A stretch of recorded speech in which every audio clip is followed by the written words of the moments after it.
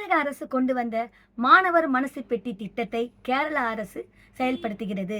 Chennai August 11 அரசு பள்ளிகளில் மாணவர்களின் குறைகளை தீர்க்கும் வகையிலும் அவர்களின் வெளியில் சொல்ல முடியாத பிரச்சனைகளை தெரிவிக்கும் வகையிலும் மாணவர் மனசு பெட்டி வைக்கப்பட்டது.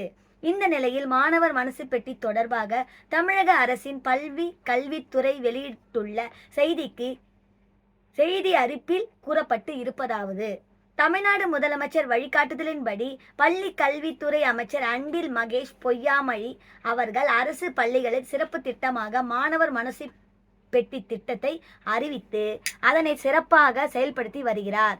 அனைத்து அரசு பள்ளிகளிலும் மாணவர் மனசு பெட்டி வைக்கப்பட்டுள்ளது. திமுக ஆட்சிக்கு வந்தது முதல் இத்திட்டம் செயல்படுத்தப்பட்டு வருகிறது. இதனைத் தொடர்ந்து ஆசிரியர் மனசு திட்டமும் செயல்படுத்தப்பட்டு ஆசிரியர்களின் கோரிக்கைகளுக்காக மின் அஞ்சலும் அறிவிக்கப்பட்டது.